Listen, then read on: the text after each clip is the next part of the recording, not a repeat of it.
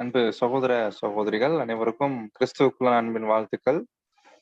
மீண்டுமாக இந்த ஒரு பைபிள் ஸ்டடியில நம் அனைவரையும் ஒன்று கூட்டி இன்றைய நாள்ல நம்ம பார்த்துட்டு வருகிற அந்த 2 யோவான் இல்லைங்களா, 2 யோவான் அந்த ஒரு அதிகாரம் கொண்ட அந்த ஒரு நிருபம், ஒரு லெட்டர் நம்ம தியானிக்கலாம், கண்டினியூ பண்ணலாம்.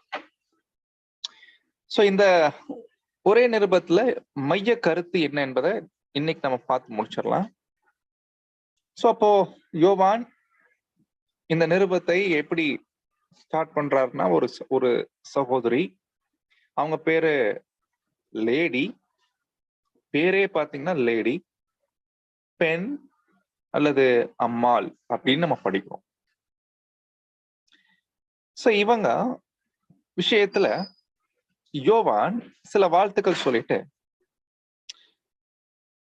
சொல்றாரு, நீங்க உங்க பிள்ளைகள் சத்தியத்துல நடக்கிறாங்க சொல்லிட்டு ஒரு காரியத்தை ஞாபகப்படுத்துறாரு. நம்முடைய கர்த்தர் நம்ம எல்லாருக்கும் கொடுத்துட்ட ஒரு கட்டளை, அது என்னங்களாமா, ஒருவர் மேல் ஒருவர் அன்பாய் இருந்தது. சகோதர சகோதரிகள, இந்த கட்டளை பத்தி போன கிளாஸ்ல நம்ம பார்த்தோம். இந்த கட்டளை நமக்கு என்ன பாடம், இந்த கட்டளை நமக்கு என்ன சொல்லுது, ஒருவர் மேல் ஒருவர் அன்பா இருக்கிறதுனா என்ன, நாம ஒருவருக்காக ஒருவர் ஜீவன் தரணுமா. அப்படி ஒருவேளை ஒருவர் மேல் ஒருவர் நம்ம ஜீவன் கொடுக்கல அப்படின்னா, அப்ப ஜீவன் கொடுக்கறதுனா என்ன, உயிர் கொடுக்கறதா? அப்படி இல்ல. உயிர் கொடுத்தா நம்ம உயிர் ஒரு செகண்ட்ல கொடுத்துருவோம். பட் அதை பத்தி இங்க பேசு. இது காமிக்குது, இது ஒரு லிவிங் சாக்ரிஃபைஸ். உயிரோடு இருந்துகிட்டே நம்ம வாழ்க்கைய சாக்ரிஃபைஸ் பண்றது யாருக்காக? ஃபர்ஸ்ட் சத்தியத்துக்காக தான் பண்றோம். சத்தியத்துக்காக தான் பண்றோம். அப்படி பண்ணதுனால தான் நம்ம இந்த ட்ரூத்துக்கு வந்து, இந்த ட்ரூத்தை கேட்டு, இந்த ட்ரூத் மேல விசுவாசம் வச்சு, இந்த ட்ரூத்துக்காக நிறைய சாக்ரிஃபைஸ் பண்ணிருக்கிறோம். பட் கண்டினியூவா அடுத்து யாரு வராங்கன்னா, யாரெல்லாம் என்ன போல சத்தியத்தை கேட்டு இந்த சத்தியத்துக்காக வைராக்கியமா வர்றாங்களோ அவங்க தான் என்னுடைய உடன் சகோதர சகோதரிகள். அவங்களுடைய ஆவிக்குரிய வளர்ச்சிக்காக, ஆவிக்குரிய வகையிலும் சரி, மாம்சீக வகையிலும் சரி, எல்லா வகையிலுமே நாமும் நம்முடைய வாழ்க்கை, நமக்கு என்ன திராணி இருக்குது, நம்மளால என்ன பண்ண முடியும், என்னென்ன வகையில நம்ம ஜீவனை நம்ம கொடுக்கலாம், இது வந்து ஒருத்தரும் கண்டிப்பா திங்க் பண்ண. நிறைய நேரங்கள் நம்ம என்ன மிஸ்டேக் பண்றோம்னா, இல்லாத காரியத்தை, இதெல்லாம் எனக்கு இருந்துச்சுன்னா எல்லா பிரதர் சிஸ்டர்ஸுங்களுக்கும் நான் உதவி செய்வேன், இதெல்லாம் எனக்கு இருந்துச்சுன்னா இந்த மாதிரிலாம் செய்வேன், இப்படிலாம் செய்வேன்னு இல்லாத காரியத்துக்காக நம்ம ஃபீல் பண்றது வேணும்.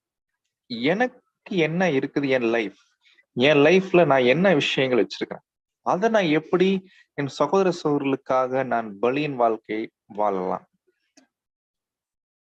சகோதர சகோதரிகளே, நமக்கு என்ன திராணி இருக்குதோ அதுக்கேத்த மாதிரி தான் நம்முடைய ஜீவன் நம்ம என்ன பண்ண வேண்டியிருக்குன்னா, ஒரு சகோதர சகோதரர்களுக்காக கொடுக்க வேண்டியிருக்கு. ஜீவன் அப்படின்னா லைஃப், ஆங்கிலத்துல லைஃப்னா என்ன, நம்ம லைஃப். யாராவது கேட்டாங்க, உங்க வாழ்க்கை யாருக்காக வாழ்றீங்க அப்படின்னு கேட்டா நம்ம என்ன சொல்லும்போது, ஒரு உலகத்தான் கேட்கிறார், நீங்க உங்க லைஃப் யாருக்காக வாழ்றீங்க அப்படின்னு கேட்டா அப்படி ரிப்ளை என்னவா இருக்கும்னு நினைக்கிறேன்? ஃபர்ஸ்ட் ரிப்ளை கர்த்தர் இயேசு, ரெண்டாவது ரிப்ளை சத்தியம், மூணாவது சகோதர சகோதரிகள், என் உடன் சகோதர சகோதரிகளே. இது ரொம்ப முக்கியம். ஏன்னா நிறைய நேரங்களில் ட்ரூத்துக்குள்ள வரும்போது ட்ரூத்தை மட்டும்தான் பார்த்துட்டு நம்ம எல்லாரும் வருவோம். வந்த பின்னாடி எல்லாரும் நம்ம கூட இருக்கிறாங்க இல்லைங்களா, எல்லாரும் ஒன்னா இருப்போம், நம்ம எல்லாரும் ட்ரூத்தை மட்டும் தான் பார்த்துட்டு இருப்போம். ஆனா எப்போ ஒருவரை ஒருவர் பார்க்க ஆரம்பிக்கிறோமோ அப்போ அவங்களுடைய குறைகள், பலவீனங்கள் ஒருவேளை பார்க்கும்போது நம்ம என்ன பண்ணிடுவோம்? அதாவது பெரிய டெஸ்டிங் நமக்கு. தொடர்ந்து நம்ம அன்பு கூர்றோமா? இல்ல கட் பண்றோமா? ஏன்னா அவருடைய குறைகள், பலவீனங்கள் வரும்போது ஏன்னா என்ன பண்ணிடுறோம்னா கொஞ்சம் பேக் ஆயிடுறோம். இவர்கிட்ட நம்ம கட் பண்ணிடணும். இவர் தொடர்பை நம்ம துண்டிச்சிடணும். அப்படி இல்லைங்க. ஏன்னா இந்த ட்ரூத்துக்குள்ள வந்த எல்லாரும் பரிபூர்ண ஆட்கள் இல்ல. தேவன் பாத்தீங்கன்னா எப்படித்தான் சபையில வச்சிருக்கிறாருன்னா பலமுள்ளவங்க இருக்கிறாங்க, பலவீனமும் இருக்கிறாங்க. சோ பலமுள்ளவர்கள் இருக்கிறாங்க அப்படின்னா அவங்களுடைய மிக முக்கியமான ஒரு கடமை என்னன்னா பலவீனமானவர்களை விட்டு விலகணும் இல்ல, பலப்படுத்தணும். பலவீனமானவங்க யாரு பாருங்க, வார்த்தையிலே பாருங்க, பலவீனம் பேச்சுல இருக்கும், கிரியையில இருக்கும், நமக்கு பிடிக்காதுதான். ஆனா ஏன் அப்படி பண்றாங்க? வீக்னஸ், அவங்களுடைய இயல்பு அப்படி இருக்கு, சரீரத்துடைய இயல்பு. பலவீனமானவங்க அவங்க இவ்வளவுதான் புரிஞ்சுக்குவாங்க, அவங்க அண்டர்ஸ்டாண்டிங் இவ்வளவுதான், அவங்க இப்படித்தான் பேசுவாங்க. பட் அவங்களுடைய பலவீனருடைய பலவீனங்களை தாங்க கடவோ. பட் நம்ம என்ன பண்றோம்?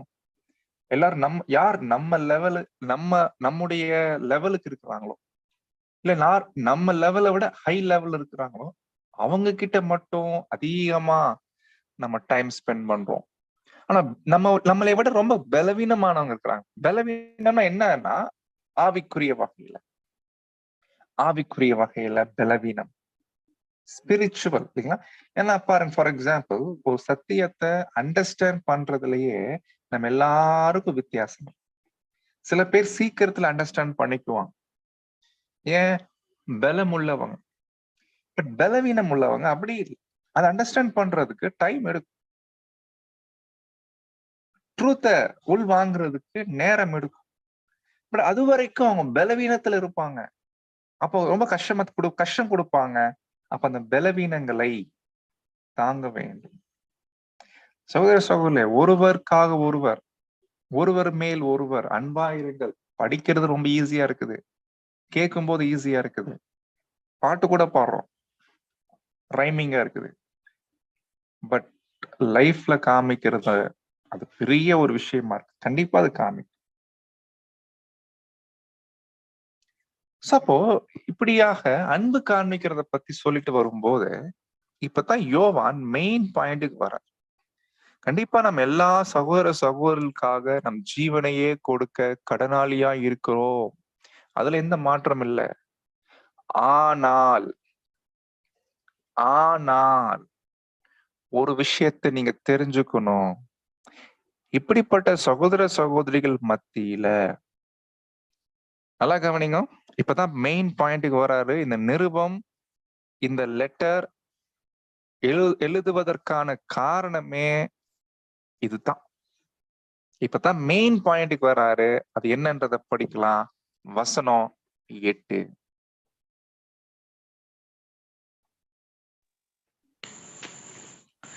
உங்கள் செய்கைகளின் பலனை வசனம் 7.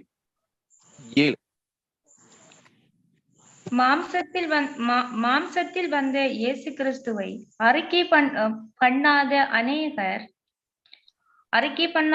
அநேக வஞ்சகர் உலகத்திலே தோன்றி இருக்கிறார்கள். இப்படிப்பட்டவனே வஞ்சகனும் அந்தி கிறிஸ்துவுமாய் இருக்கிறான். உங்கள் செய்கைகளின் பலனை இழந்து போகாமல் பூரண பலனை பெறும்படிக்கு எச்சரிக்கையா இருங்கள். கிறிஸ்துவில் என்ன பாயிண்ட்னா, 6ஆம் வசனம் படிச்சோம் இல்லைங்களா?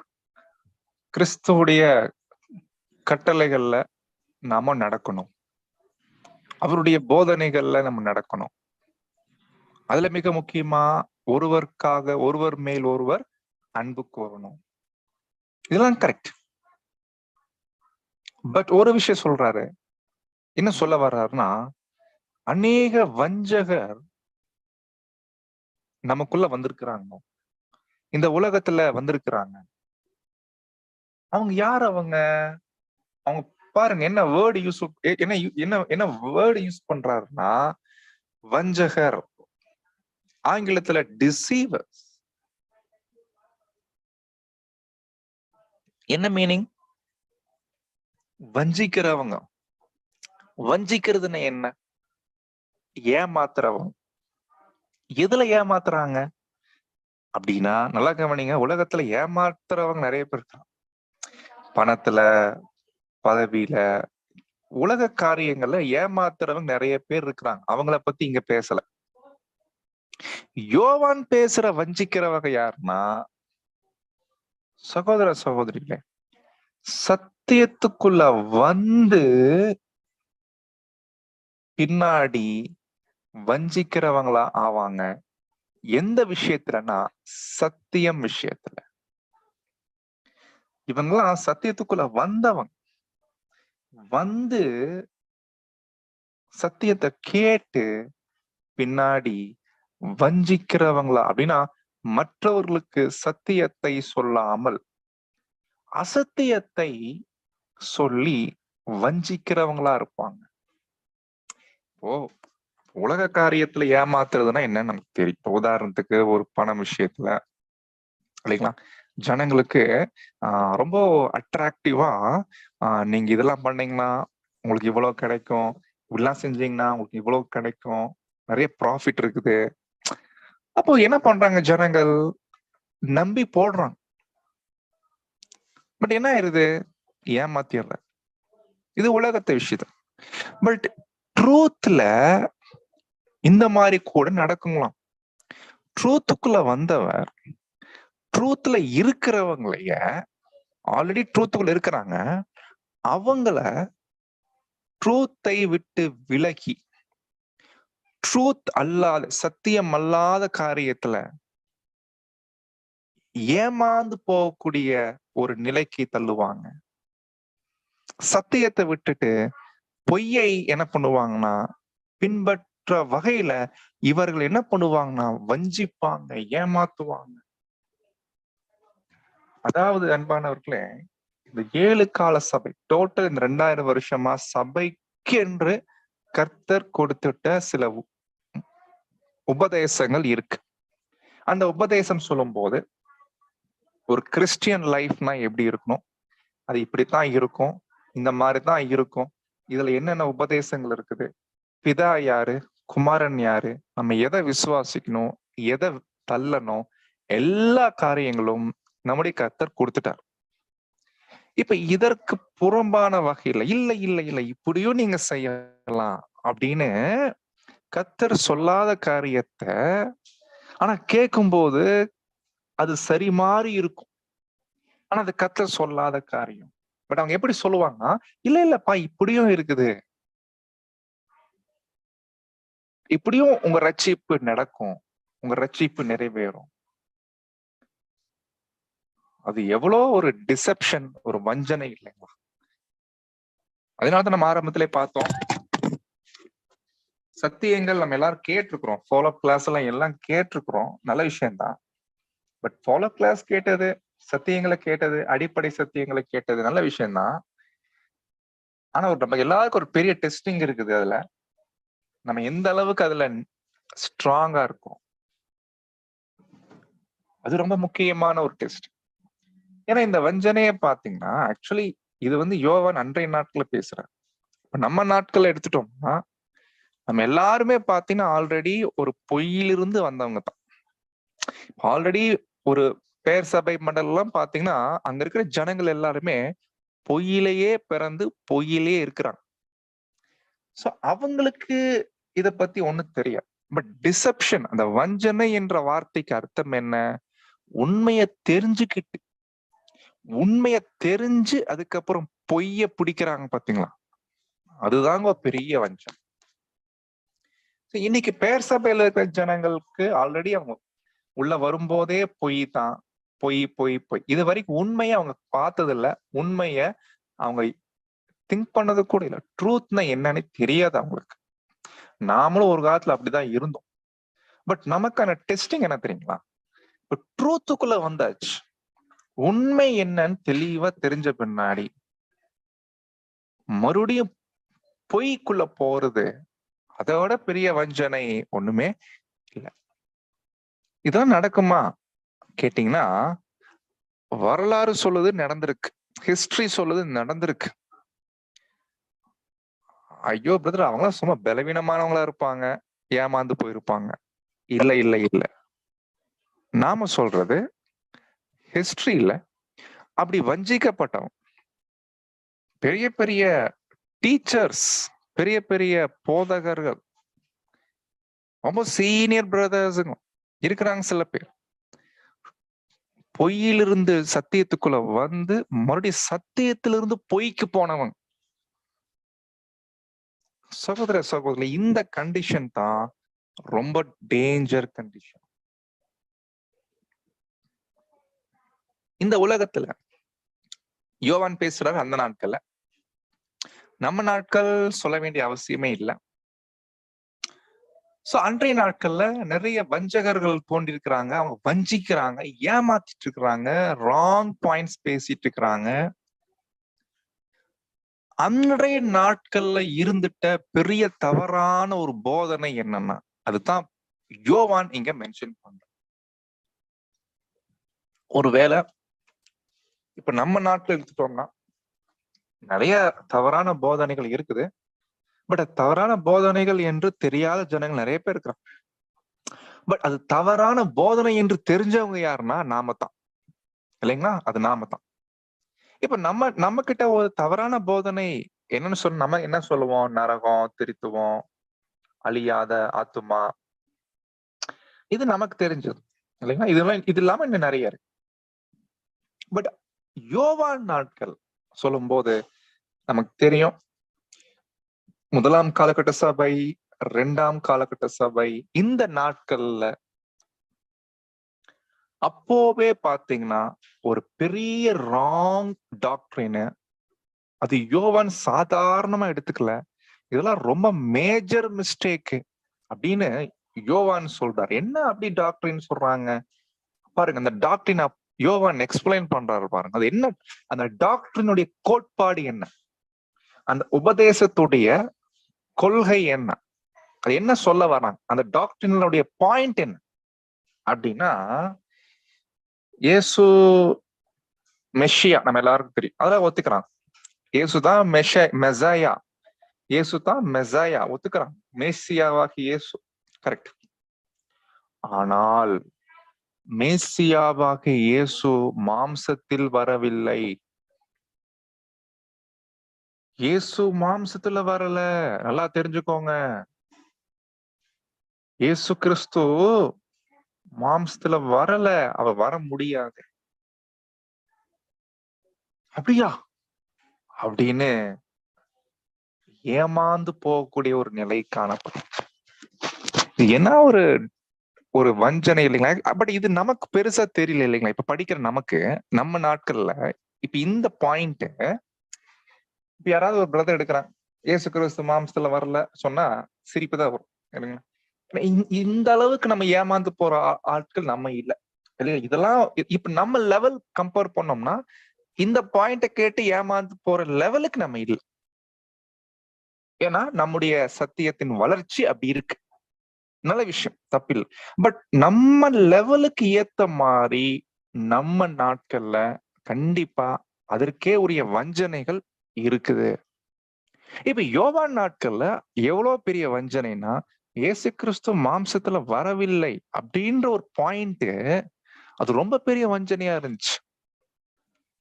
பட் நம்ம நாட்கள் இதை விட பெரிய வஞ்சனைகள் அங்க காணப்படுது. அப்போ கம்பேர் பண்ணணும் அன்பான. சரி பிரதர், ஒரு பிரதர்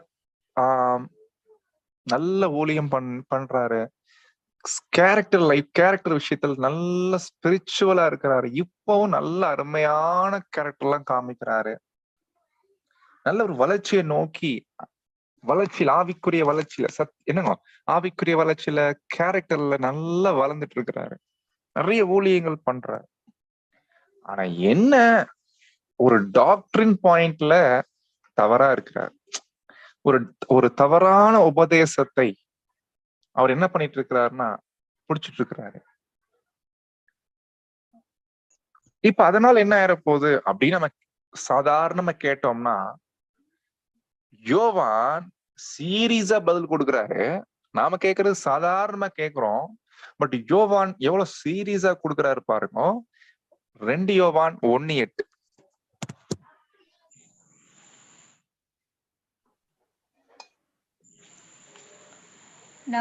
நமக்குள் நிலைத்திருக்கிறதும் என்றென்றைக்கும் நம்மோடு இருப்பதுமாகிய சத்தியத்தின் நிமித்தம் நான் மாத்திரமல்ல சத்தியத்தை 2 யோவான் 1:8.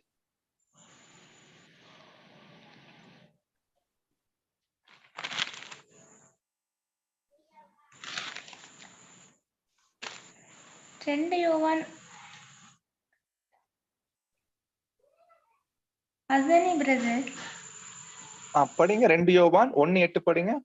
8ஆம் வசனம் படிங்க. உங்கள் செய்கைகளின் பலனை இழந்து போகாமல் பூரண பலனை பெறும்படிக்கு எச்சரிக்கையா இருங்கள். அவ்வளவுதான் இல்லைங்களா? என்ன சொல்ல வர்றாரு? உங்கள் செய்கைகளின் பலன் ஒண்ணு இருக்குது. இவ்வளவு நாள் நம்ம சத்தியத்துல வளர்ந்தது, மாம்சத்துக்கு எதிராக போராடினது, பாவத்துக்கு எதிராக போராடுறோம் இல்லைங்களா? நம்ம அன்றாட வாழ்க்கை ஒரு நாளுமே கிறிஸ்துவின் சாயல வளர்ந்துட்டு இருக்கிறோம். இதெல்லாம் செய்கைகளின் பலன். இதுக்கு ஒரு பலன் இருக்குது. அந்த பலன் என்ன அப்படின்னா, அந்த 1,44,000 பேர்ல ஒரு மெம்பரா போறது. கரெக்டுங்களா? ஆக்சுவலி நம்ம எல்லாரும் அதுக்கு தானே வந்திருக்கிறோம். இந்த கிளாஸ்ல இருக்கக்கூடிய 26 பேர் மட்டுமல்ல, இன்னும் நிறைய பேர் இருக்கிறீங்க. சோ நம்ம எல்லாரும் இந்த ட்ரூத்துக்கு வந்தது கண்டிப்பா நம்ம எதுக்காக சொல்லலாம்னா, நம்ம எல்லாரும் எந்த வாய்ப்புக்கு வந்திருக்கிறோம்? 1,44,000 பேர்ல ஒரு மெம்பரா போறதுக்கு வந்திருக்கோமா இல்லைங்களா? இல்லைன்னு யாராவது சொல்ல முடியுமா? கண்டிப்பா இல்லை. அதற்கே உரிய வாழ்க்கை வாழ்றோம். மாம்சத்தை சாகடிக்கணும், பலியின் வாழ்க்கை வாழ்றோம், நிறைய குணலட்சணங்கள் வளர்த்தி கொள்ளணும், எல்லாம் ரைட். பட் இதனுடைய பலன் இழந்து போவதற்கு வாய்ப்பு இருக்குது.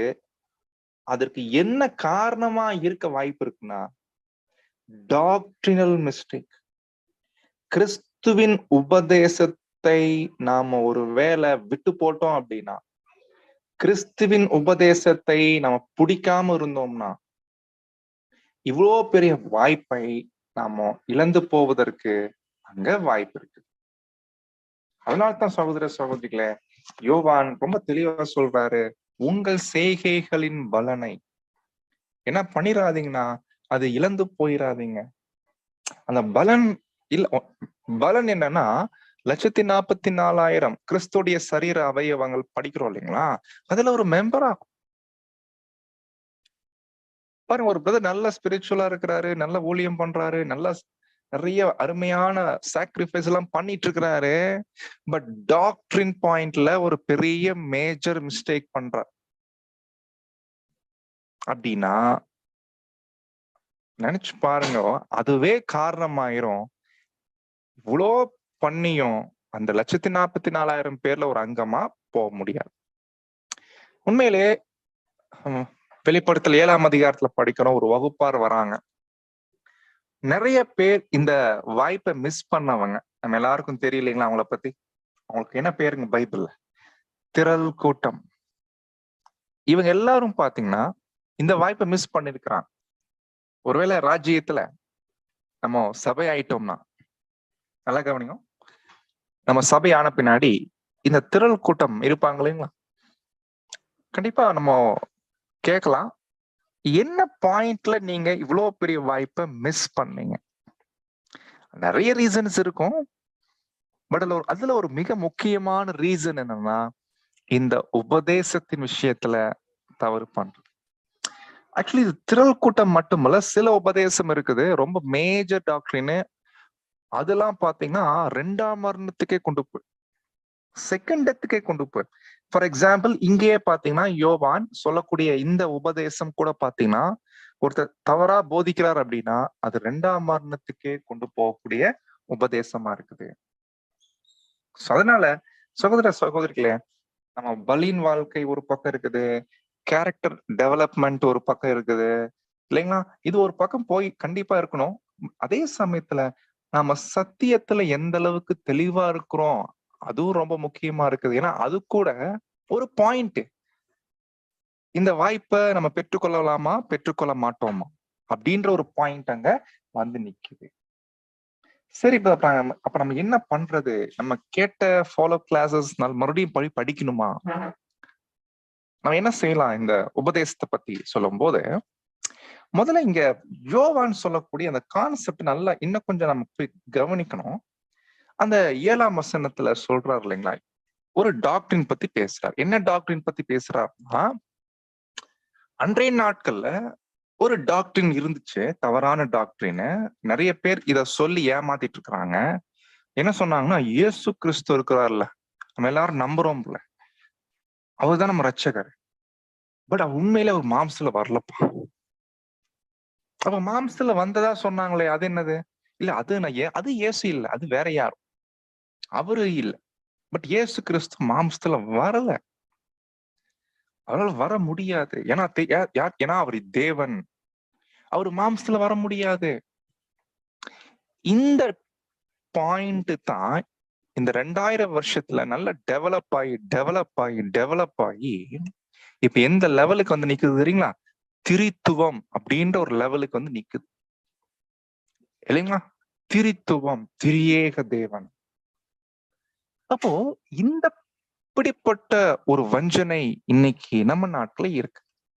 பட் என்னன்னா, பேர் சபை ஜனங்கள் ஆல்ரெடி அதுலயே இருக்கிறதுனால அது தப்புன்னு தெரியுறது இல்லை.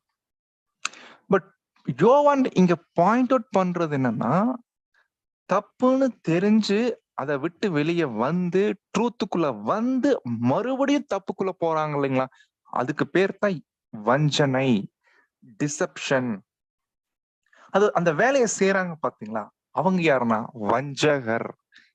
வஞ்சகர், ஏமாத்துறவங்க.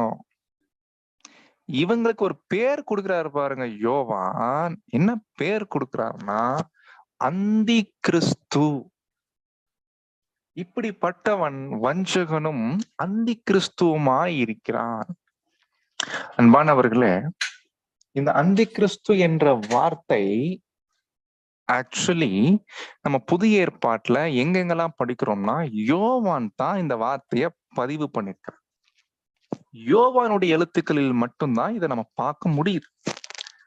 நீங்க ஒருவேளை சர்ச் பண்ணுங்க, ஒருவேளை இது பவுல் எங்கேயாவது பயன்படுத்தி இருக்கிறாரான்னு செக் பண்ணுங்க.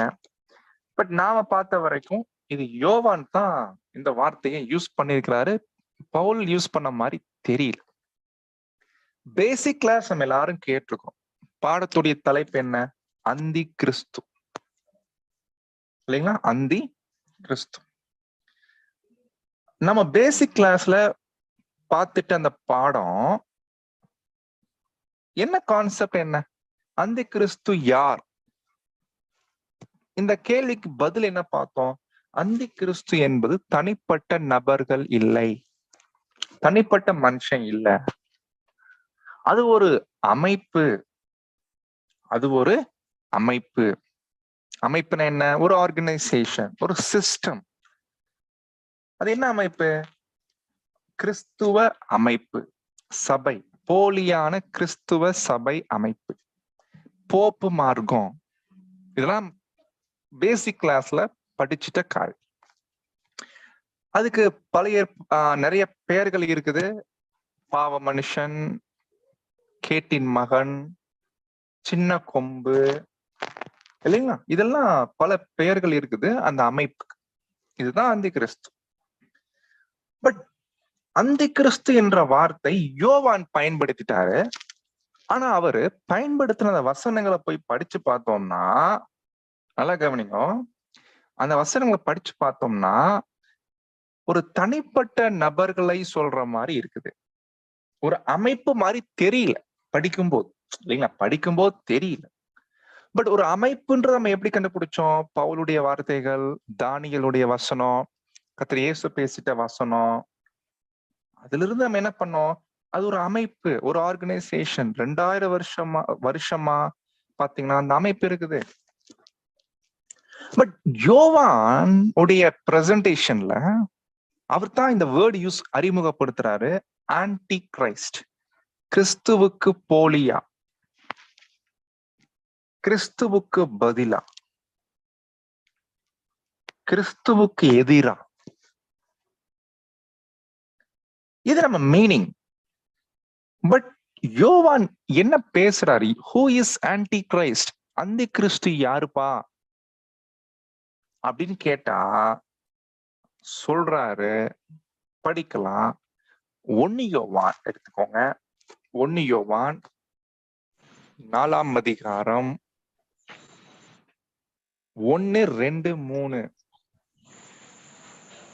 பிரியமானவர்களே, உலகத்தில் அநேகம் கள்ள தீர்க்கதரிசிகள் தோன்றி இருப்பதினால் நீங்கள் எல்லா ஆவிகளையும் நம்பாமல் அந்த ஆவிகள் தேவனால் உண்மையானவைகளா என்று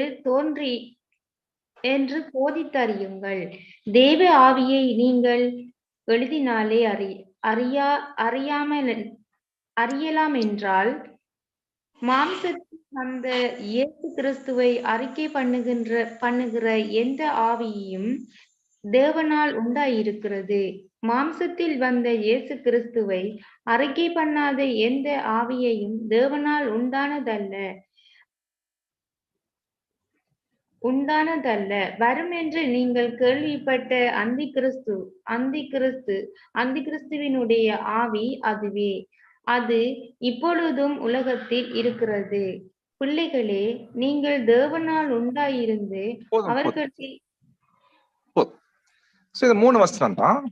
இப்போ இந்த வசனத்துல யோவான் என்ன சொல்ல வர்றாருன்னா, அவர் நாட்கள்ல நிறைய கள்ள தீர்க்கதரிசிகள் இருக்கிறாங்களாமா. இது ஃபர்ஸ்ட் பாயிண்ட்.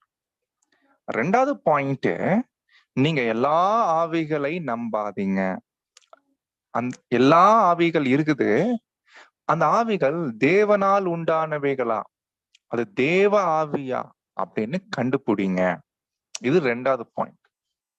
எப்படி கண்டுபிடிக்கலாம் கேட்டா, பொதுவா நமக்கு தெரியும் இல்லைங்களா, ஆவி அப்படின்னு சொல்லும் போது ஆவியுடைய மீனிங் என்ன? டீச்சிங்ஸ், போதனைகள். இயேசு கிறிஸ்து சொன்னார், படிக்கிறோம் நம்ம, நான் சொல்ற வசனம் ஆவியாயும் ஜீவனுமாயும் இருக்குது. யோவான் 6ஆம் அதிகாரத்துல படிக்கணும்.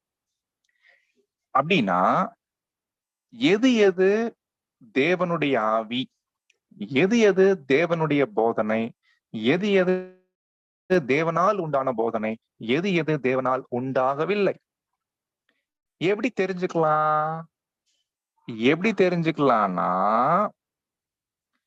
எந்த ஒரு உபதேசமும் நல்லா கவனிங்க, எது கரெக்ட், எது ராங், எது ரைட், எது ராங்னு கண்டுபிடிக்கிறதுக்கு ஒரு ஒரு ஒரு பாயிண்ட் வைக்கிறார் யோவான்.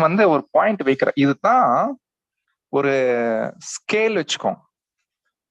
இத வச்சு நீங்க என்ன பண்ணுங்க, எல்லா ஆவிகளையும் டெஸ்ட் பண்ணுங்க, சோதிச்சு பாருங்க. என்னன்னா, அவர் கொடுக்கக்கூடிய அந்த ஸ்கேல் என்னன்னா, மாம்சத்தில் வந்த இயேசு கிறிஸ்து மாம்சத்துல வந்தார் என்பது தான் சத்தியம் இல்லைங்களா? அங்க நம்ம படிச்சோம் 2 யோவான்ல, இயேசு கிறிஸ்து மாம்சத்துல வரவில்லை என்று சில வஞ்சகர் என்ன பண்றாங்க, சொல்லிட்டு இருக்கிறாங்க. அதனால தெளிவா மைண்ட்ல ஏத்திக்கோங்க, இயேசு கிறிஸ்து மாம்சத்துல வந்தார். இப்ப ஒருவேளை வரல அப்படின்னா அது எவ்வளவு ராங் தாட்ஸ் வருதுங்க. டிவைன் பிளானே கொலாப்ஸ் ஆகும், தேவனுடைய திட்டமே அங்க கொலாப்ஸ் ஆகிற இல்லைங்களா? அப்ப இயேசு மாம்சத்தை வரலன்னா அப்போ யார் ரேன்சம் கொடுப்பா இல்லைங்களா? ரேன்சம் கொடுக்கணும்னா இயேசு மாம்சத்துல வரணும், அவர் ஆவியில இருக்க முடியாது. இந்த கான்செப்ட் தான் அன்றைய நாட்கள்ல ரொம்ப முக்கியமான டாக்டரின். பட் இது அப்படி டெவலப் ஆகி நம்ம நாட்கள் ட்ரினிட்டி ரேஞ்சு கொண்டு போயிட்டாங்க. இப்போ ட்ரினிட்டி பாத்தீங்கன்னா இப்ப அது ரொம்ப பெருசா இருக்கு. அது 3 கடவுள் கான்செப்ட். 3 கடவுள்பா, ஒருத்தர் 3 பேரா இருக்கிறாங்க. எல்லா ரான்சம் டாக்டரினுக்கு அப்படியே ஆப்போசிட். அப்ப நம்முடைய மூத்த சகோதரர்கள் என்ன சொல்றாங்கன்னா, எது எதெல்லாம் சரியான உபதேசம், எது எதெல்லாம் தப்பான உபதேசம் கண்டுபிடிக்கணும்னா ரொம்ப எளிமையான ஒரு மெத்தட் என்ன தெரியுங்களா? எந்த உபதேசமும், எந்த ஒரு டாக்டரினும் ரான்சம் உபதேசத்தை பாதிக்காம இருக்கணும். அதுதான் சரியான உபதேசம். நல்லா கவனிச்சிங்களா? எந்த ஒரு டாக்டரினும் இந்த ரான்சம் ஒரு டாக்டரின் இருக்கு இல்லைங்களா, மீட்கும் பொருளுடைய உபதேசம், அதனுடைய கொள்கை நம்ம எல்லாரும் பேசிக் கிளாஸ்ல படிச்சிருக்கோம். இந்த மீட்கும் பொருள், அந்த கிரீக் வேர்டு ஞாபகம் இருக்குங்களா? யாராவது டக்குன்னு நீங்க வாய் திறந்து சொல்ல முடியுமா? அன்மியூட் பண்ண தேவையில்லை, உங்களுக்குள்ள நீங்க சொல்லிக்கிறீங்களா? அந்த மீட்கும் பொருள், எல்லாரையும் மீட்கும் பொருளாக தன் ஜீவனை கொடுத்தார். ரான்சம், அந்த கிரீக் வேர்டு என்ன? மாணவர்களே, மறந்துட்டீங்க அப்படின்னா வெளிப்பாய்க்கணும். கண்டிப்பா எல்லா வார்த்தைகள் மைண்ட்ல வைக்க முடியாது. பட் பைபிள்ல சில அடிப்படையாக மைண்ட்ல இருக்க வேண்டிய வார்த்தைகள் கண்டிப்பா இருக்கும். எப்படி நம்ம போன்ல நிறைய கான்டாக்ட் நம்பர் இருந்தாலும் எல்லா கான்டாக்ட் நம்பர் மைண்ட்ல வைக்க மாட்டோம். ரொம்ப முக்கியமான நம்பர்ஸ் மைண்ட்ல இருக்கும். போன் இல்லையாலும் கூட சொல்லுவோம். அதே போல சில விஷயங்கள் பைபிள்ல சில கான்செப்ட்ஸ் கண்டிப்பா மைண்ட்ல இருக்கும். ஆன்டிலூட்ரான் இது கிரீக் வேர்டு, அவ்வளவுதான். பட் இதோட மீனிங் என்ன, அதுதான் ரொம்ப முக்கியம். இந்த ரான்சம் உபதேசத்துக்கு இசைவாக இருக்கக்கூடிய உபதேசங்கள் தான் தாராளமா நம்ம ஏற்றுக்கொள்ளலாம். ஒருவேளை இல்லை அப்படின்னா, இந்த ரான்சம் டாக்டரினுக்கு இசைவா இல்லாத எந்த ஒரு உபதேசமா இருக்கட்டும், அது சின்னதா இருக்கணும் பெருசா இருக்கும், கண்டிப்பா ரொம்ப ஜாக்கிரதையா இருக்கணும். சரி, இப்போ மூணாவது பாயிண்ட்ல நம்ம என்ன பார்த்தோம்னா, எப்படி நீங்க செக் பண்ணலாம்னு சொல்லிட்டாரு. இது வரைக்கும் ஓகே. இப்ப 3வது வசனம் தான் ரொம்ப முக்கியம். இப்படியாக மாம்சத்தில் வந்த இயேசு கிறிஸ்துவை அறிக்கை பண்ணாத அப்படின்னா அக்செப்ட் பண்ணாத, இயேசு கிறிஸ்து மாம்சத்துல வரவில்லை என்று சொல்றவங்க, இயேசு கிறிஸ்து மாம்சத்துல வந்தாருன்னு அவங்க ஏற்றுக்கொள்ளல. அப்படிப்பட்ட உபதேசங்கள் எதுவா இருக்கட்டும் தேவனால் உண்டானதல்ல. ரைட்?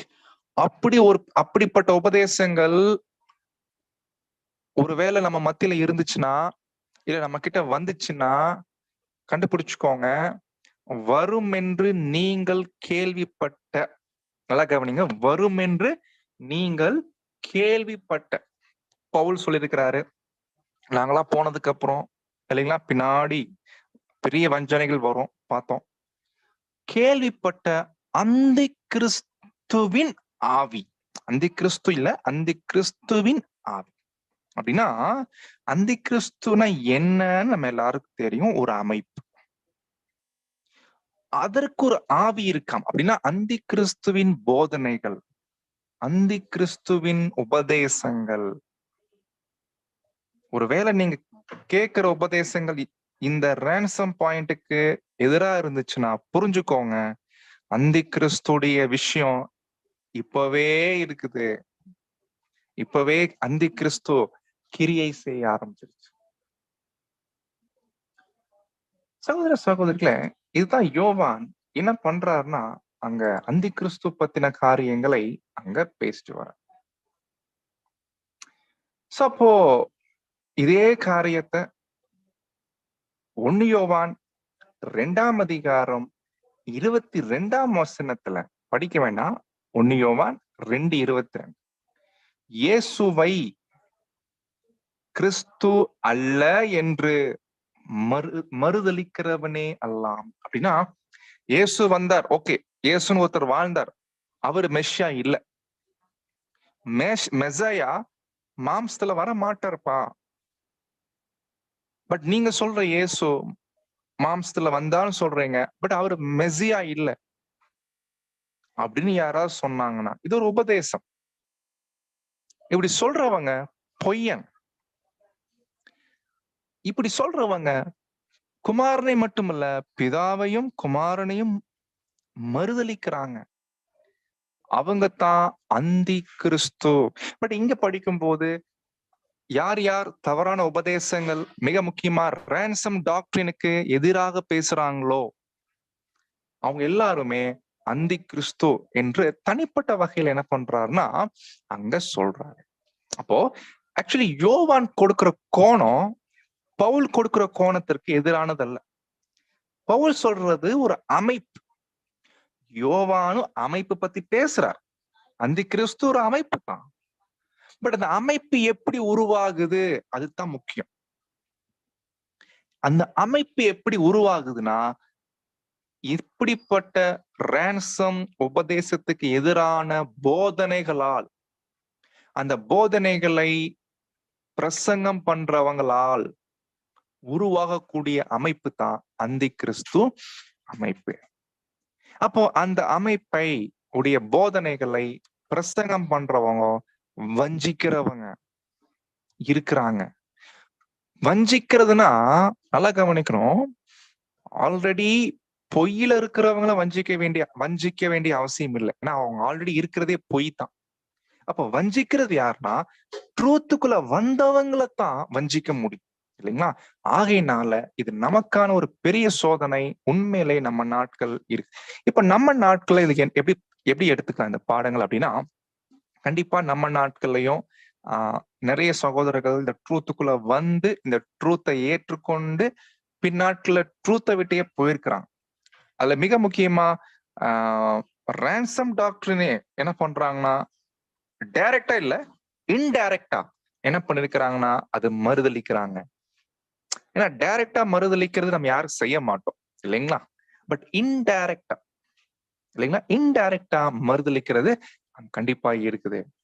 அப்போ ரொம்ப ஜாக்கிரதை. அதனாலதான் சத்தியத்தின் விஷயங்கள ரொம்ப ஜாக்கிரதையா இருக்கணும். ஏதோ கேட்டோம் தெரிஞ்சிருச்சு அப்படி இல்லை. அதுல ரொம்ப ஸ்ட்ராங்கா வளர வேண்டியது அங்க ரொம்ப அவசியமா இருக்குது.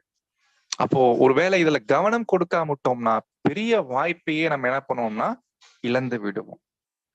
அப்போ சொல்றாரு வசனம் 9, 2 யோவான் வசனம் 1ஆம் அதிகாரம் 9ஆம் வசனத்துல, யாராவது கிறிஸ்துவின் உபதேசம்னா என்ன? இயேசு கிறிஸ்து மாம்சத்துல வந்தார். அவர் தான் கிறிஸ்து மாம்சத்துல வந்தார். நம்ம காலத்துக்கு சொல்லணும்னா ரேன்சம் டாக்டரின். இந்த ஒரு ரேன்சம் டாக்டரின் ரொம்ப முக்கியம். நீங்க எல்லா உபதேசங்களையும் செக் பண்ணணும். இப்ப நீங்க நரகம் எடுத்துட்டீங்கன்னா இடிக்கும். ரேன்சம் டாக்டரினோட அது இடிக்கும். நரக போதனை ஒத்து போகாது. திரித்துவம் எடுத்தீங்கன்னா ஒத்து போகாது. நீங்க செக் பண்ணி பாருங்க, எந்த வகையிலுமே ஒத்து போகாது. ரேன்சம் டாக்டரினோட ஒத்து போகாத எல்லா உபதேசங்களும் அது கிறிஸ்துவின் உபதேசம் அல்ல. இப்படிதான் கண்டுபிடிக்க முடியும் அன்பானவர்களே. அப்போ ஒரு பாயிண்ட் நம்ம ஞாபகப்படுத்தணும். என்னன்னா தேவன் பத்தி நம்ம படிக்கிறோம். பிதா யாரு, மிக முக்கியமா குமாரன் யாரு நம்ம எல்லாருக்கும் தெரிஞ்சிருக்கு. பட் இன்னைக்கு பேர் சபை மண்டலத்துல அப்படி இல்லை. ஆல்ரெடி அவங்க பொய்யான உபதேசத்துல இருக்கிறாங்க. பட் அவங்களுக்கு தெரியல ஆக்சுவலி. பட் பிதா யாரு, குமாரன் யாரு? சொல்ற கிறிஸ்துவின் உபதேசத்தில் நிலைத்திருக்கிறவன்.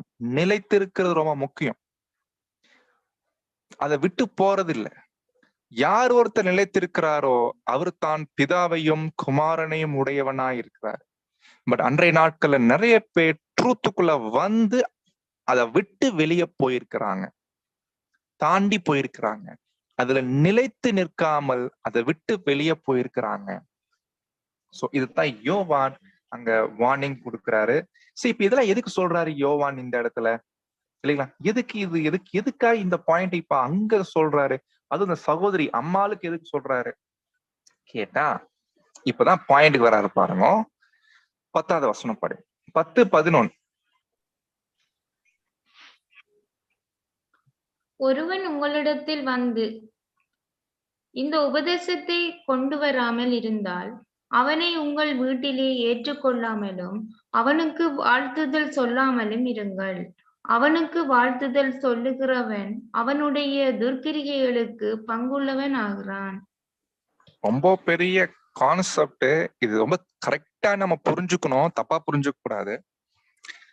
இப்படிப்பட்ட கிறிஸ்துவின் உபதேசம் அல்லாமல் ரேன்சம் டாக்டரினுக்கு எதிராக இருக்கக்கூடிய எந்த ஒரு உபதேசமா இருக்கட்டும், ஒருத்தர் நம்ம கிட்ட கொண்டு வரார், நல்லா கவனிங்க, கொண்டு வரார்.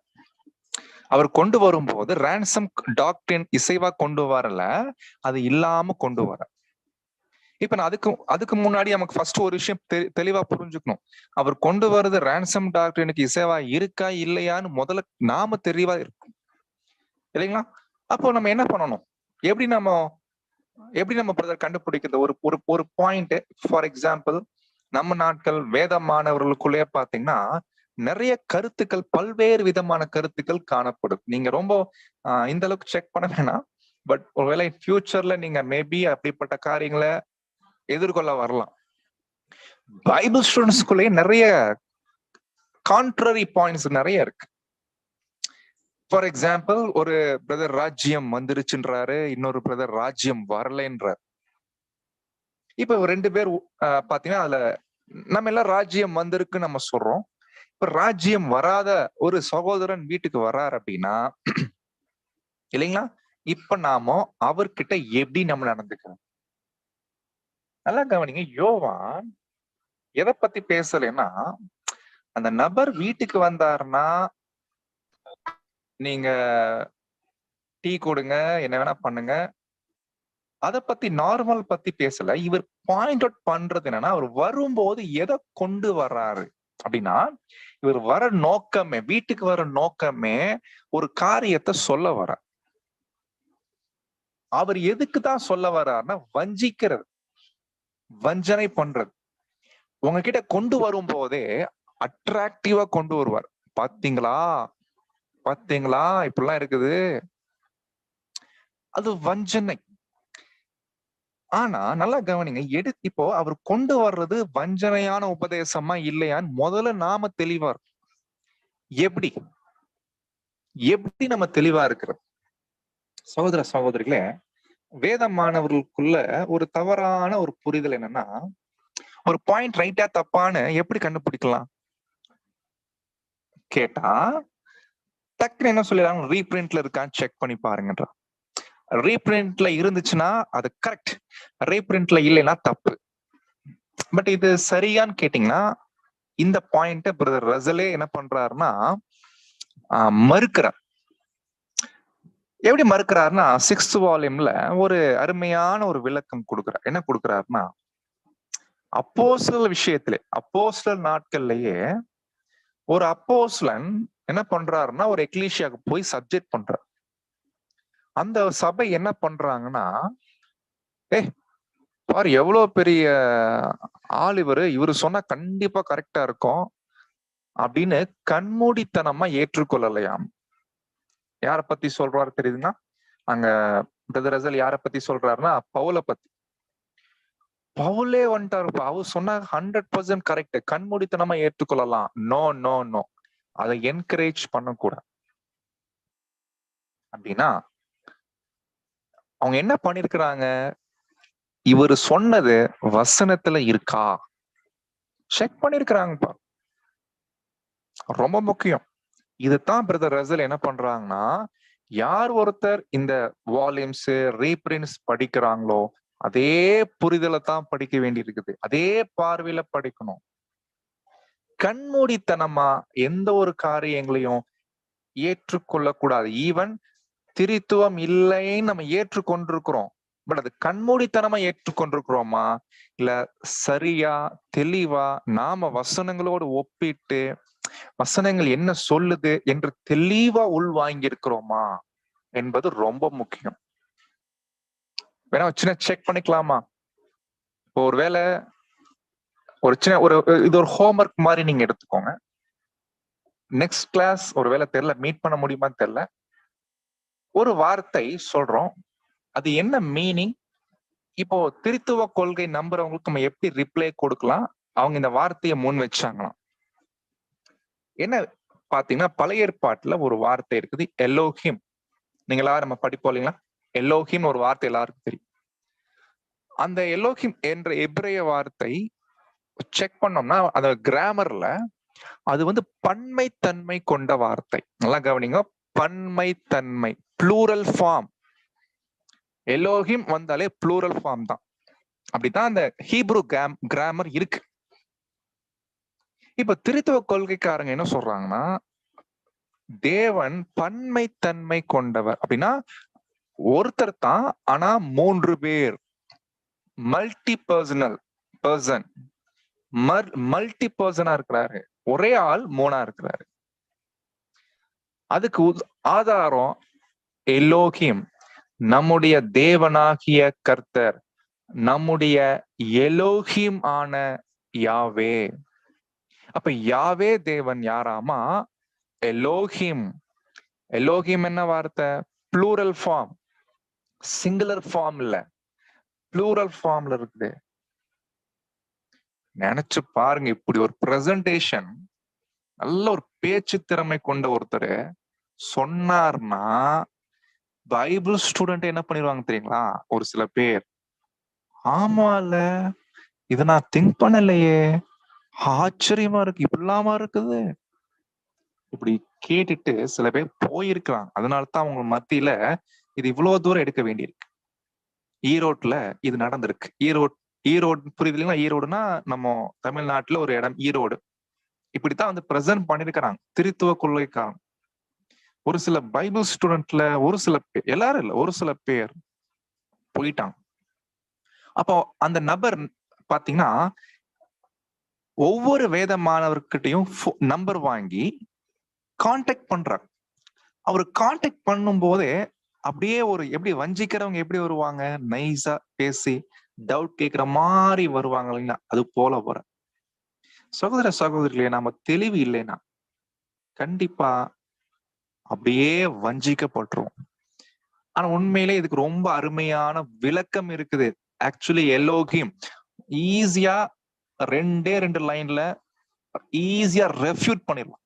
அப்படின்னா ஈஸியா அந்த பாயிண்ட், அவங்க சொல்லக்கூடிய கருத்தை உடைச்சிடலாம் எலோஹிம் என்ற வார்த்தையை வச்சு, இல்லைங்களா?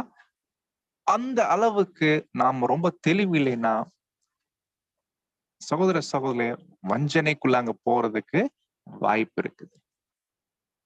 சரி, இப்போ இது நம்ம பார்த்தாச்சுங்க. இப்ப பாயிண்ட்க்கு வந்துடலாம். அப்போ தேவனுடைய ஜனங்கள் எதுவா இருக்கட்டும், ஸ்டடி பண்ணணும். யார் இந்த பிரதர் சொன்னா கரெக்டா இருக்கும், இவரு சொன்னா தப்பா இருக்கும் அப்படின்ற ஒரு பார்வையில நம்ம புரிஞ்சிருந்தோம்னா அதுவும் பெரிய வஞ்சனை தான், இல்லைங்களா? இவர் சொன்னா கரெக்டா தான்ப்பா இருக்கும், இல்ல இவர் ஐயோ இவர் சப்ஜெக்ட் எல்லாம் கேட்க கூடாது அப்படின்ற ஒரு ட்ரெண்டும் இருக்குது நம்ம மத்தியில. அது இல்லைன்னு சொல்ல முடியாது. பட் அது என்னதான் இருந்தாலும் அது பாதுகாப்பு இல்லை. அது ஒரு என்னங்க, அதுல ஒரு பாதுகாப்பு இல்லை. தேவனுடைய ஜனங்கள் ஸ்டடி பண்ணணும், ப்ராப்பர் ஸ்டடி பண்ணணும். நிறைய மெட்டீரியல்ஸ் இருக்குது. மூப்பர்களுடைய பிரதானமான வேலையே அவங்க ஸ்டடி பண்ணி சபையாருக்கு கைட் பண்ணணும், உதவி செய்யணும். இதுதான் ரொம்ப முக்கியமா இருக்கு. சோ அப்போ இது ரொம்ப முக்கியம். இதெல்லாம் தெளிவா புரிஞ்ச பின்னாடி இப்போ ஒருத்தர் தவறான போதனைய நம்ம கிட்ட சொல்றதுக்காக வீட்டுக்கு வந்தாருன்னா வீட்டுக்குள்ள உள்ள விடாதீங்க, அவ்வளவுதான். இது ரொம்ப டீப் மீனிங் எல்லாம் கிடையாது. இது ரொம்ப அடையாள மீனிங் எல்லாம் கிடையாது. லிட்டரல் லாங்குவேஜ், சொல்லர்த்தமான பாஷை, வீட்டுக்குள்ள விடாது. 2வது, அவருக்கு விஷ் பண்ணாதீங்க. விஷ் பொதுவா விஷ் எதுக்கு பண்ணுவாங்க? நல்லா இருங்க, நல்லா பண்ணுங்க, அருமையா பண்ணுங்க, இப்படிதான் விஷ் பண்றோம். அது கூட பண்ணாதீங்க. ஏன்னா நீங்க பண்ணீங்கன்னா நீங்க அதை ஏற்றுக்கொள்ளினாலும் கூட அவர் பண்ற பாவ துர்க்கிரியைகளுக்கு நீங்களும் பங்குள்ளவங்களாயிருவீங்க. நீங்க அதை ஏற்றுக்கொண்டாதான் சபை வாய்ப்பை மிஸ் பண்ணிருவோன்ற அர்த்தம் எல்லாம் இல்ல. நீங்க அவருக்கு என்கரேஜ் பண்ணணும். ஒருவேளை நீங்க அவருக்கு யோவா நீங்க பேசல, ஒருவேளை நம்ம சொன்னோம்னா செலவு கையில காசு கொடுத்து வர்றது எல்லாமே நீங்க அவருக்கு என்ன பண்ற மாதிரினா, அவர் பண்ணக்கூடிய துர்க்கிரிகைகளுக்கு பங்குள்ளவனா இருக்கிற மாதிரி. அப்போ வீட்டுல ஏற்றுக்கொள்ளாதீங்க, வாழ்த்துக்கள் சொல்லாதீங்க. அப்படி நம்ம பண்ணோம்னா அவர் என்ன சொல்லுவாருன்னா, நம்மளா ஒருவர் மேல் ஒருவர் அன்பா இருக்கணும் அப்படின்னு அவர் ரிப்ளை கொடுப்பார். அப்போ நம்ம சொல்லணும், கண்டிப்பா உங்க மேல அன்பு கூறுவோம், பட் சத்திய விஷயத்துல ரொம்ப தெளிவு. உங்க விஷயங்கள் சரியில்லை, நீங்க தப்பு, நீங்க வஞ்சிக்கிறீங்க, உங்களை ஏமாத்திட்டீங்க, இப்போ மற்றவங்களையும் வஞ்சிக்கிறீங்க, உங்களை நாங்க என்கரேஜ் பண்ண மாட்டோம். தெளிவா அங்க முகத்திலே நம்ம என்ன பண்ண பேச்சு சொன்ன முகத்துல அடிச்ச மாதிரி சொல்லிடும், தப்பு இல்லை இல்லைங்களா? சோ இது நாம கண்டிப்பா செய்யணும் சகோதர சகோதரிகளே. மற்றபடி அவரு நார்மலா வீட்டுக்கு வராரு அப்படின்னா அது வேற விஷயம். இத பத்தி பாயிண்ட் வாயே திறக்கல அப்படின்னா அது வேற விஷயம் இல்லைங்களா? சோ இதுதான் நம்ம கண்டுபிடிக்கிறோம். ஒருவேளை நம்ம மத்தியில யாராவது அப்படிப்பட்ட பிரதர்ஸ் இருந்தாலும் இது சம்பந்தமா எதையும் நீங்க என்கிட்ட பேசாதீங்க. மற்றபடி நீங்க வாங்க, வேற ஏதாவது பேசலாம், அது வேற விஷயம். பட் இது சம்பந்தமா வாய்ப்பே இல்ல. சோ இதுதான் நம்ம ரொம்ப தெளிவா அங்க முடிவுகள் அங்க எடுக்கணும். பாருங்க, இது ரொம்ப முக்கியம். ஏன்னா பாருங்க, 2 பேதுருல படிக்கிறோம், நோட் பண்ணிக்கோங்க. 2 பேதுரு 2ஆம் அதிகாரம் 1ஆம் வசனத்துல, கள்ள தீர்க்கதரிசிகளும் ஜனங்களுக்குள்ள இருந்தார்கள், அப்படியே உங்களுக்குள்ளும் கள்ள போதகர்கள் இருப்பார்கள். அவங்க என்ன பண்றாங்களாமா, கேட்டுக்கு ஏதுவான அப்படின்னா 2ஆம் மரணத்துக்கு ஏதுவான 2ஆம் மரணத்துக்கு ஏதுவான வேத புரட்டுகள் நடக்குமாம், தந்திரமாய் நுழைய பண்ணி தங்களை கிரயத்துக் கொண்ட ஆண்டவரை மறுதளித்துனா ரேன்சம் டாக்டரினை மறுதளிப்பான். அப்ப என்ன பாயிண்ட், எல்லாமே ரேன்சம் டாக்டரினுக்கு இசைவா இருக்கா இல்லையா அங்கேயே நம்ம செக் பண்ணிடலாம் இல்லைங்களா? சோ தங்களுக்கு தீவிரமான அழிவை வருவித்துக் கொள்ளுவார்கள். அவங்களும் பண்ணிக்கிறாங்க, அதை ஏற்றுக்கொள்றவங்களுக்கும் அதே நிலைமை தான் 2ஆம் மரணம் சகோதர சகோதரி.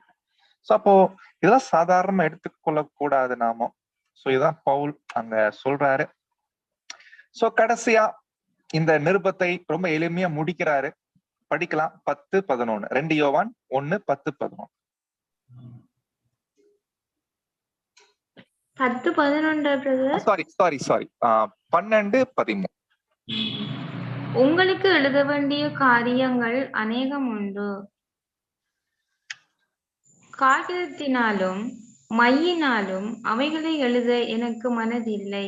உங்களுடைய சந்தோஷம் நிறைவாய் இருக்கும்படிக்கு உங்களிடத்தில் வந்து முகமுகமாய் பேசலாம் என்று நம்பியிருக்கிறேன். தெரிந்து கொள்ளப்பட்ட உம்முடைய சகோதரியின் பிள்ளைகள் உமக்கு வாழ்த்துதல் சொல்லுகிறார்கள். ஆமேன். சோ அப்ப என்னன்னா, இந்த நிருபம் எழுதுற நோக்கமே யோவான் அந்த சகோதரிய உஷார் பண்ற, உஷார்னா தப்பா எடுத்துக்காதீங்க, உஷார் ஆக்குறாரு. அப்படின்னா விழிப்பாயிருங்க, விழிப்பாயிருங்க. ஏன்னா நாங்க இங்க இருக்கிறோம், நீங்க அங்க இருக்கிறீங்க, யாராவது வீட்டுக்கு வர்றாங்க, அவங்க என்ன கொண்டு வராங்கன்றது கவனிங்க. கிறிஸ்துவின் உபதேசத்தை கொண்டு வராங்களா இல்லையா, இல்லைன்னா ரொம்ப வீட்டுக்குள்ள விட்டுறாதீங்க அப்படின்னு அவங்க அந்த சகோதரி மற்றும் சகோதரருடைய வீட்டாரை என்ன பண்றாருன்னா யோவான் உஷார்படுத்தி வைக்கிறாரு. வெளிப்பா இருங்கப்பா, கேர்லெஸ் ஆயிடாதீங்க, ஏன்னா வஞ்சிச்சிருவாங்க, ஏமாத்திருவாங்க. அன்பு என்ற பெயர்ல வருவாங்க, அன்பு காமிக்கணும்ன்ற போர்வையில வருவாங்க. பட் டாக்டரின் விஷயத்துல தெளிவில்லைன்னா அதெல்லாம் நீங்க ஏற்றுக்கொள்ளவே கூடாது. சோ இதுதான் யோவான் செய்யக்கூடிய அங்க ஒரு காரியமா இருக்குது. சோ கடைசியா சொல்லும் போது நிறைய விஷயம் இருக்குது பேசுறதுக்கு. சோ பேப்பர்ல மையில இல்ல டைம், எனக்கு மனசு இல்லை. ஏன்னா பேப்பர்ல எழுதி நான் உங்ககிட்ட சொல்றதை காட்டிலும் நேர்ல வந்தேன்னா உங்களுக்கு ரொம்ப ஹாப்பி ஆயிரும் அப்படின்னு அங்க ரொம்ப அருமையா அங்க பேசுறாரு. பட் என்ன நமக்கு கொஞ்சம் கஷ்டமா இருக்குது இல்லைங்களா? சோ நமக்கு என்ன கஷ்டம்னா, ஒருவேளை யோவான் இன்னும் நிறைய விஷயங்கள் எழுதியிருந்தாருன்னா நமக்கு ரொம்ப உதவியா இருக்கும். பட் பரவாயில்ல, தேவன் நமக்கு என்ன கொடுக்கணுமோ அது யோவான் மூலமா நம்முடைய கர்த்தர் அங்க கொடுத்துட்டாங்க. சோ இப்படியாக சொல்லிட்டு கடைசியா, தெரிந்து கொள்ளப்பட்ட உம்முடைய சகோதரியின் பிள்ளைகள், இவங்க யாருன்னா எபேசு பட்டணத்துல இருக்கிறாங்க. அந்த லேடி அம்மாளுடைய சகோதரி தான் இவங்க. அவங்களுடைய பிள்ளைகள் யோவான் இருக்கக்கூடிய எபேசு பட்டணத்துல இருக்காங்க. So, அவங்க கிரீட்டிங்ஸ் என்ன பண்றாங்கன்னா அவங்க சார்பா யோவான் சொல்லி அங்க முடிக்கிறார். இப்படி ஒரு விஷயம் சொல்றாரு, நான் வருவேன், நேர்ல வந்து முகமுகமா நான் ஃபேஸ் டு ஃபேஸ் பேசுறேன். தெரியல, ஒருவேளை யோவான் என்னென்ன பேசுனா நமக்கு தெரியல. ஒருவேளை நாம மகிமைக்கு போயிட்டோம்னா அங்க யோவான ஃபேஸ் டு ஃபேஸ் பார்க்கலாம். அப்போ நம்ம கேட்டு தெரிஞ்சுக்கலாம், என்ன என்ன சொன்னீங்க, என்ன சொல்லியிருப்பீங்க இல்லைங்களா? சோ எப்படி இருந்துச்சு அங்க நம்ம கேட்டு தெரிஞ்சுக்கலாம் சகோதர சகோதரிகளே. சோ அப்போ இந்த நிருபத்துல நம்ம கற்றுக்கொண்ட இந்த பாடங்கள் மனதுல வச்சு, இது சும்மா சாதாரணமான பாடங்களை எடுத்துக்காம, நம்ம நாட்கள்லயே அநேக வேத மாணவர்களுக்குள்ள வஞ்சனைகள் போயிருக்குது. ஆகையினால நாம கொஞ்சம் விழிப்பாய் இருந்து எல்லா உபதேசங்கள் கிறிஸ்துவின் உபதேசங்கள், கிறிஸ்து இடம் இருந்து வந்த உபதேசங்களா என்று நாம ஆராய்ந்து பார்க்க வேண்டியது அவசியமா இருக்குது. எந்த ஒரு காரியங்களுமே கண்மூடித்தனமா ஏற்றுக்கொள்ள கூடாது. அப்போ சகோதர சகோதரிகளே, இப்படியாக தேவனுடைய பிள்ளைகள் சத்தியத்துல வந்தது எவ்வளவு முக்கியமோ, சத்தியத்துல இருக்கிறது எந்த அளவுக்கு முக்கியமோ, சத்தியத்துல நடக்கிறது ரொம்ப முக்கியம். அப்பதான் இப்படிப்பட்ட தாக்குதல்கள் வரும்போது விழிப்புள்ளவங்களா நம்ம இருக்க முடியும். தேவன் தாமே நம் அனைவருக்கும் கிருபை தந்து வழிநடத்துவாராக. இதோட இந்த நிருபம் முடியுது. அடுத்து நம்ம மூன்று யோவான் நிருபத்துக்குள்ள அடுத்த வாரத்திலிருந்து நம்ம கண்டினியூ பண்ணலாம்.